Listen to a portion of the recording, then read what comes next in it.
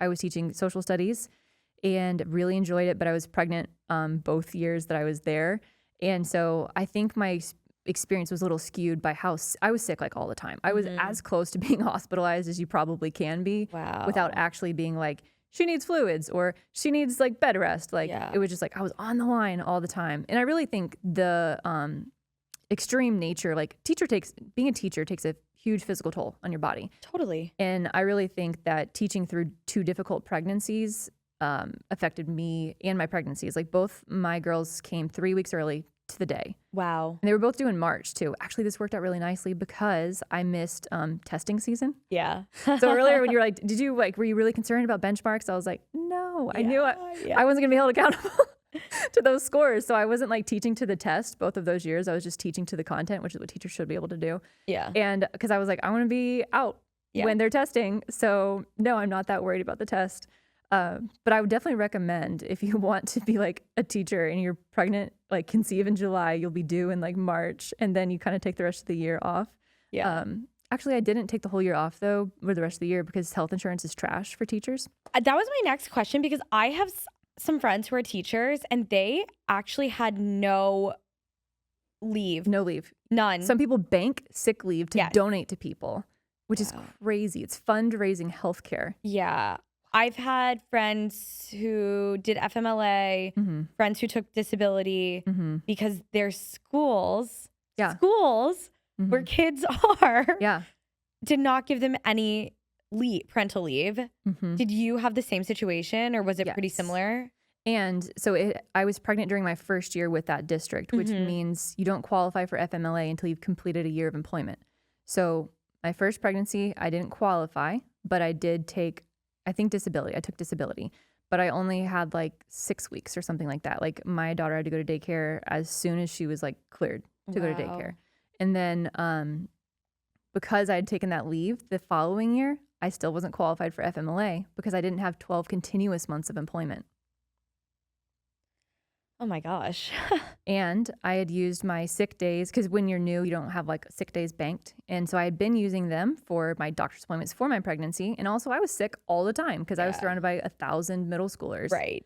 And so I didn't have even like just sick days saved up. And in this district, we couldn't bank and donate sick days. And so like the teacher across from the hall from me, she was also pregnant at the same time. And she had been there for like 8 years and she had saved enough sick days to like take leave for the rest of the year. So I was always really jealous of her because she was like at home with her baby. Yeah. She had saved her sick days, which is so dystopian.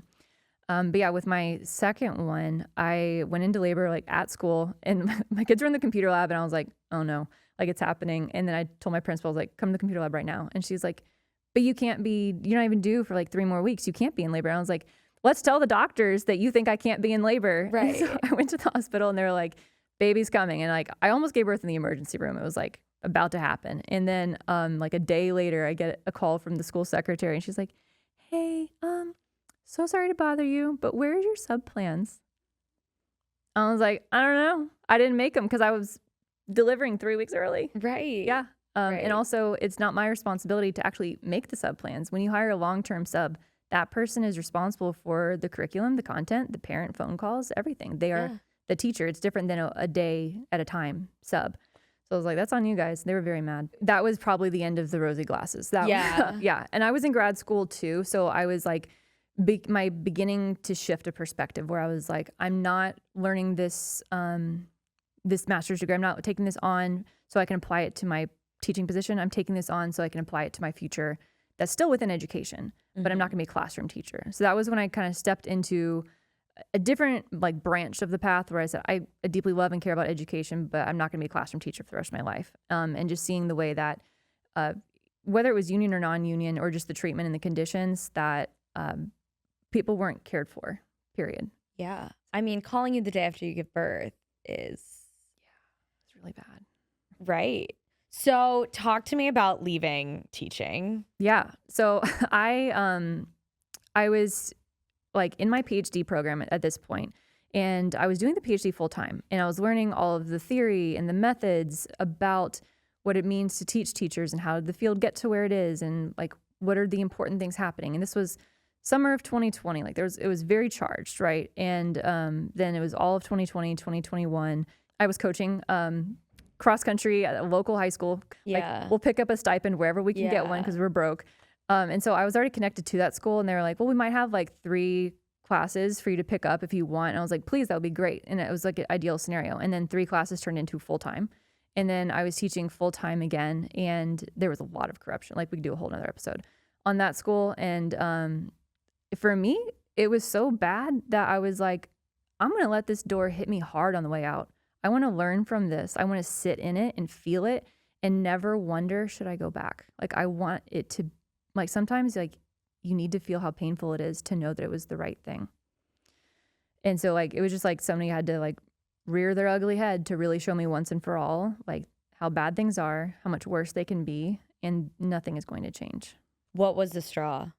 If you can talk about it. If you can't, it's okay. It's fine. I can talk about it. I've talked about it, like, vaguely on TikTok. But the very final straw was that I was working at a school with no social media policy. And at that point, my TikTok was completely anonymous. It was called Millennial Miss Frizzle.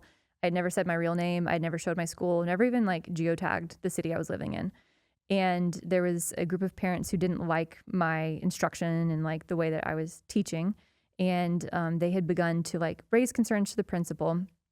But it kind of fizzled out. And then a month later, there was a priest at the school who was doing things that did not abide within his code of conduct. And I followed the procedure. I created the report within the archdiocese, submitted it anonymously. And 3 days later, my accounts were all disabled. My, like, access to the school was gone. And I took 3 days leave, and I said, what's going on? And then they were like, you need to come into the school. And I was like, you can tell me what's going on. Like, text me back, call me back. And they wouldn't. And so eventually they forced me really to come into the school. And I knew what had happened. And they said, you're just not a good ambassador of the community. And I was like, how so? And they're like, well, it's because of your social media. And I said, you don't have a social media policy. And my name is not on there anywhere. And I've done nothing disorderly on my social media.